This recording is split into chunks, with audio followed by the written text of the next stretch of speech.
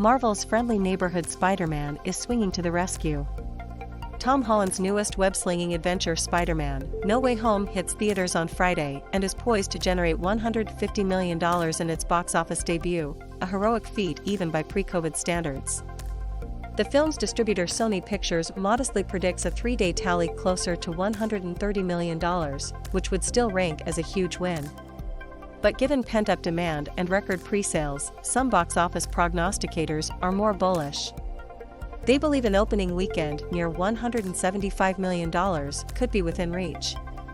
At the very least, Spider-Man: No Way Home looks to be the first pandemic-era movie to cross $100 million in a single weekend, an achievement that felt more like a distant dream this time last year. Only one film, Sony's comic book sequel Venom: Let There Be Carnage, has come close to hitting that benchmark, with initial revenues at a still impressive $90 million domestically. Movie theater attendance has stalled in recent weeks, so the comic book adaptation presents the best chance yet to bring audiences back to cinemas during the holiday season.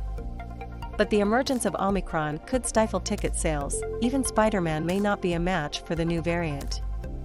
Notably, Spider-Man: No Way Home ticket sales should even be reminiscent of pre-pandemic times. Should estimates hold, No Way Home will not only notch the biggest debut since 2019, it'll rank as the best start for Holland's Spider-Man trilogy after 2017's Homecoming opened to $117 million and 2019's Far From Home bowed to $92 million. There's a chance it could beat 2007's Spider-Man 3 starring Tobey Maguire, which opened to $151 million, not adjusted for inflation, and still stands as the biggest Spider-Man opening weekend in history. To reach $100 million or more in a single weekend for the first time during the pandemic, which this movie is likely to far exceed, would be a big win for theater owners and mark another step in the long-term box office recovery process, says Sean Robbins, the chief analyst at Box Office Pro. The $200 million budgeted Spider-Man is especially vital to the theater business because the character is popular around the globe. Homecoming hit $880 million at the worldwide box office, while its follow-up, Far From Home, glided past the $1 billion mark. No Way Home doesn't yet have a release date in China, which was a huge market for Homecoming, $116 million, and Far From Home, $198 million. Without China, the latest adventure could struggle to reach $1 billion. So far, there hasn't been a movie since the onset of COVID-19 to attain those box office heights.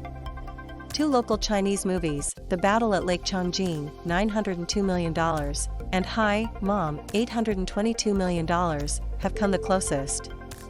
In terms of Hollywood movies, MGM's James Bond sequel No Time to Die is the biggest earner with $771 million worldwide.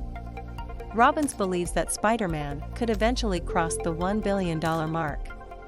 However, he adds that the absence of China will be notable. Even then, we have to be cognizant of the pandemic and how different markets are recovering at various paces, while the Omicron variant also presents a new complication around the world. Directed by John Watts, the third chapter in Holland's trilogy takes place after Peter Parker's identity is revealed to the world, appending the lives of his girlfriend MJ, Zendaya, his best friend Ned, Jacob Batalon, and his Aunt May, Marissa Tomei. Desperate to restore a drop of normalcy, Peter asks for help from Doctor Strange, Benedict Cumberbatch, and accidentally unleashes a multiverse, featuring plenty of villains from past Peter Parker timelines.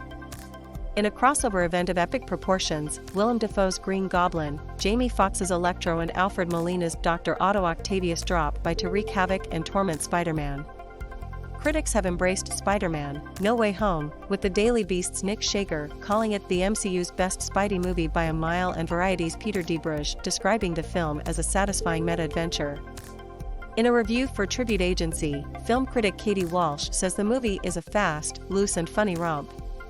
She continues, it whips through its 2-hour, 28-minute runtime at a breakneck pace, though it takes its time to breathe in the emotional moments. Turns out it's a good thing when our Spider-Man flicks gain sentience, because it doesn't get much more fun than this at the movies. Spider-Man: No Way Home will undoubtedly crush its competition, but it won't be the weekend's only new nationwide release. Searchlight Pictures is opening Nightmare Alley, a neo-noir psychological thriller from Guillermo del Toro, The Shape of Water. Adapted from William Lindsay Gresham's 1946 novel, the story follows an ambitious carny, Bradley Cooper, who teams up with an equally dangerous, corrupt psychiatrist, Kate Blanchett. Along with Cooper and Blanchett, the star-studded cast includes Toni Collette, Willem Dafoe, Richard Jenkins, Rooney Mara and Mary Steenburgen. De Bruges, who also reviewed Nightmare Alley for Variety, called the movie a bravura carnival noir and praised Del Toro for assembling a dream ensemble.